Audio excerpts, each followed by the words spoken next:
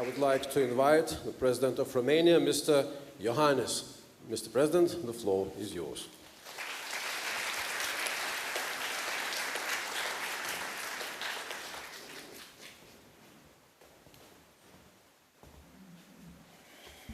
Thank you very much.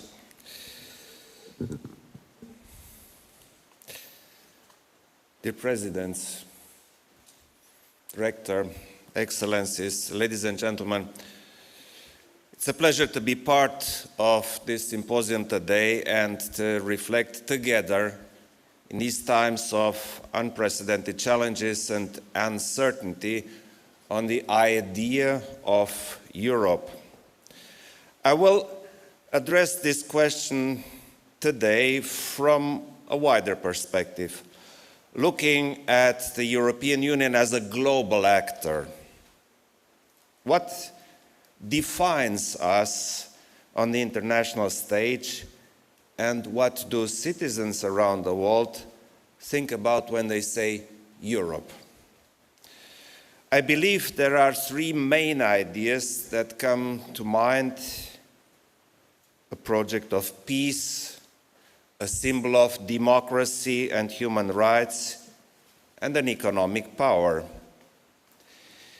It is indeed the right time to look at the essence of Europe, since Russia's illegal war in Ukraine has been a brutal reminder that our core values are not a given, but something that still needs to be fought for and defended. As I have said it multiple times, this is not only an attack against Ukraine, but also against fundamental values that have enabled peace on the continent for so many years. Values such as democracy, freedom, human rights, or the sovereign exercise of rights. The European Union has stood firmly with Ukraine in its efforts to defend these values since day one, as well as with the Republic of Moldova and Georgia.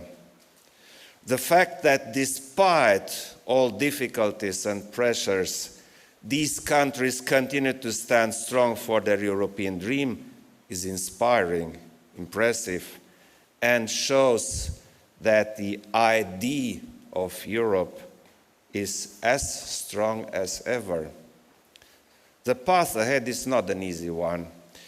We need the entire international community to stand united, as this war is not Europe's war. This war definitely impacts the entire world in terms of food and energy security, economic disruption, or hindering the efforts to fight against climate change. We need to be aware that while Russia's aggression has united us at European and transatlantic level, it risks polarizing and fragmenting the international stage.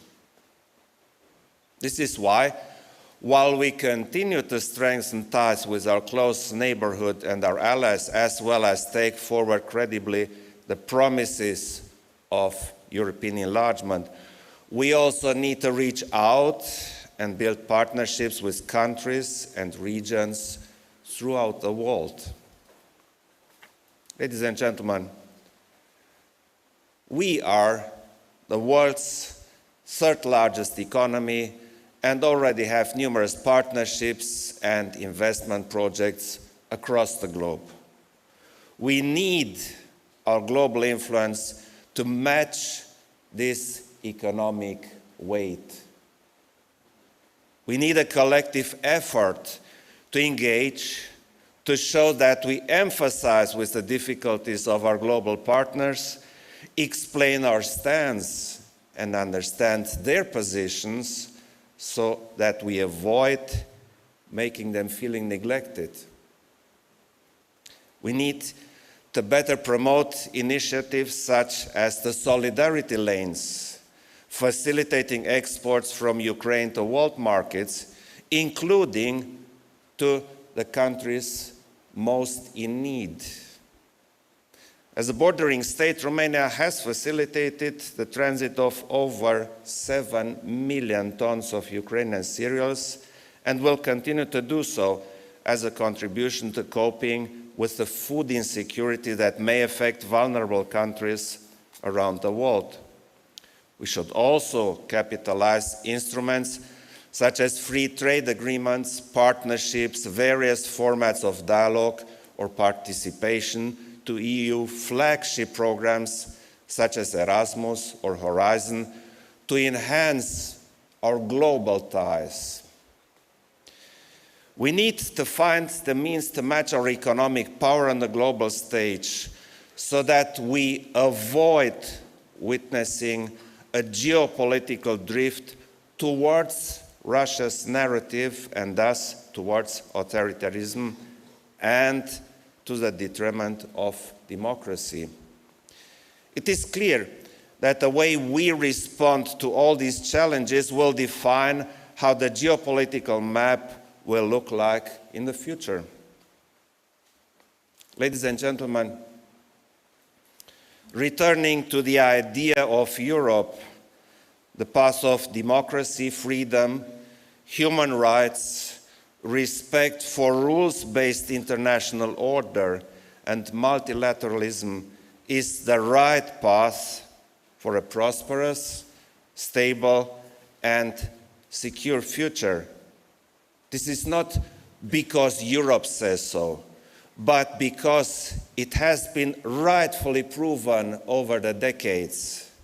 Our countries are in the best position to confirm this, as we can speak from our own experience about the transformative effect of Europe and of the benefits of moving away from authoritarianism towards democracy and freedom. The idea of Europe has already brought peace, prosperity, and stability to the continent in the past. I'm confident that it will succeed in doing so once again. Thank you.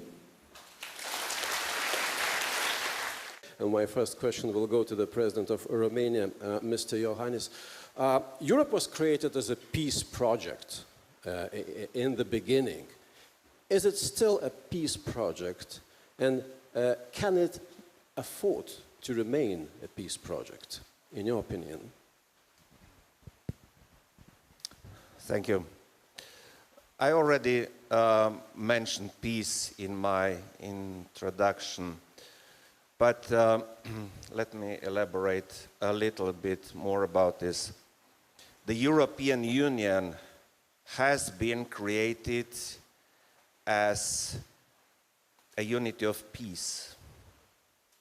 I think it is important to remember that for centuries in Europe we had wars. We had terrible wars raging in Europe. And exactly here where we had the most terrible wars, politicians, nations decided to create a project of peace. And this is the European Union. And it succeeded. Since we have the Union, we had no more wars. And guess what? We thought this is it. But it was not it. Because, yes, we have no war, no conflict, and no intention of a conflict inside the European Union, but we have a war in Europe.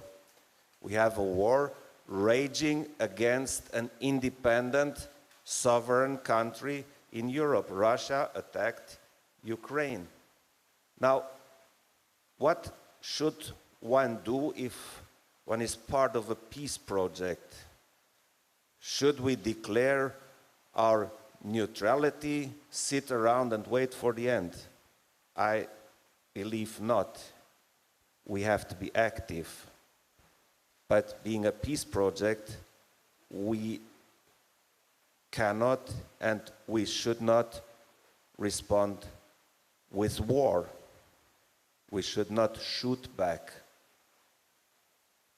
But we cannot accept war. So what do? We do exactly what the European Union does. We react to the aggressor with very harsh sanctions to show that for us, attacking a sovereign country is unacceptable. And this is what we did. The European Union issued 8 packages of sanctions against Russia, and we are working, as we know, on the 9th. This is a strong economic reality, and it is a very strong reaction from our side. On the other hand, to prove our solidarity with Ukraine, we are helping the state, Ukraine, and we are helping Ukrainians, and we are helping the Ukrainian economy. The solidarity lanes function. Ukraine has the possibility to export its goods, and I just mentioned grains.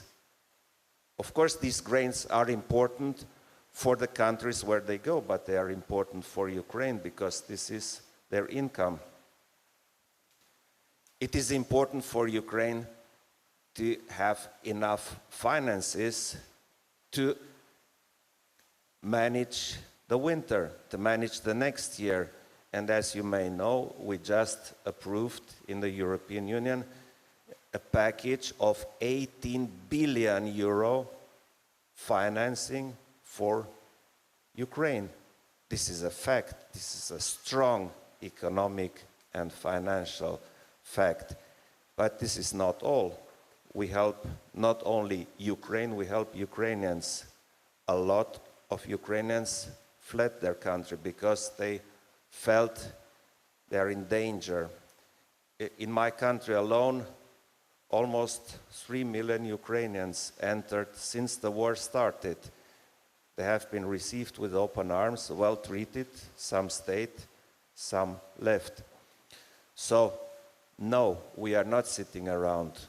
We are doing something, and we are doing something which we believe is right. Sanction the aggressor, help the aggressed one. And I'm looking at the President of Romania, Mr. Iohannis. Last but not least, of course. Mr. Iohannis, we have this hall full of young people here today, and young intellectual students. And my question to you is activism and politics. And how young people, in your view, can shape the future decision-making, especially environmental, human rights issues, in the future of the European Union?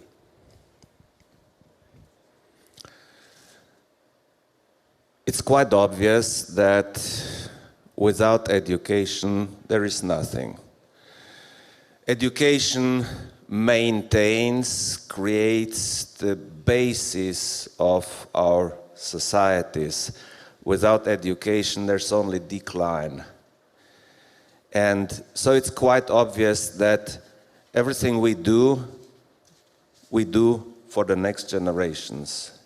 And this education is something people talk about quite a lot. Everybody is a specialist in education. And fact is that they're true in many ways. We have values. We discussed about solidarity, democracy, human rights, rule of law. These values have to be handed over to the next generations. This is possible only through education, because these values do not come from somewhere. They come from the past generations. They are the essence of the wisdom of the fathers of our generation. They have been created, and we have to hand them over to the next generation. This only goes through education. And obviously, if we do the right job, the next generation, we call them the young people, will take the right decisions for our nations, for our union, for the world. This is why education is so important, and this is why it is our task to empower the young generation in a way that gives them the necessary knowledge, abilities, and instruments to do so. I wanted just to go a bit more into detail on two issues. Education on climate change and education through culture, as we are in the cultural capital of Europe, aren't we? Climate change is happening. We meet, we discuss, we put in place projects, approaches, measures to prevent more climate change, but climate change is happening. So we have to educate the young generation how to cope with the existing climate change and what they can do to prevent a catastrophic climate change. If we don't teach them, they don't know what to do.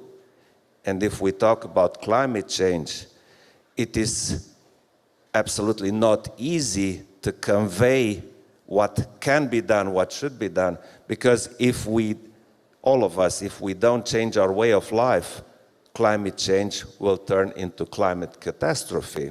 So we not only have to change the fuel for our cars, we have to change our way of life if we want to preserve Earth as we know it. And this is what we have to teach the young people. Not everything can be prevented. Floods will happen, will continue to happen. They're more and more frequent. Storms will happen. The young people will have to know when they have their own family how to protect their family, what to do in case of a flood, what do you do in the case of a tornado. Everything has to be taught to the young generation to empower them to act correct, to act to protect their family, to continue to protect our common values, to build strong nations. Culture. People often believe culture is for fun only. Well, I dare to say they are wrong. Culture is also at the essence of our society, is at the essence of our soul, and is a vital part of our life. So I personally believe that the European program, Capital Culture of Europe, is one of the most valuable European programs, and it creates sustainable positive effects. I had the chance to know these effects because my hometown, Sibiu in Romania, has been capital of culture in 2007. The transformation was huge, sustainable, positive, and I wish this to Kaunas too, to have a beneficial capital of culture, positive effects, and yes, culture educates. Culture also transforms, culture gives hope, culture gives perspective, and culture creates unity and solidarity. So yes, culture educates, and this is why it is very important to give the young generation a chance to be part of culture, not to look at culture, to be in it. And this is also something extremely valuable in a capital of culture in Europe. So let me conclude. Thank you for this opportunity. Wish Kaunas all the best with culture, with development, and the university rector, thank you for hosting this meeting today and giving us the possibility to talk about these very important issues. Thank you.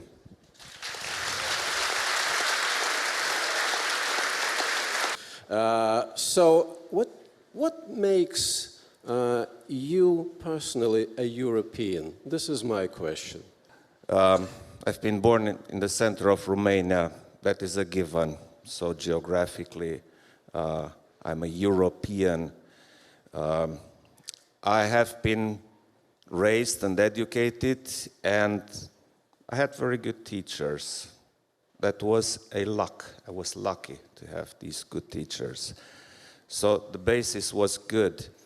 And now, surprisingly, I am in a position which gives me some power to shape the future of Europe itself. And this makes me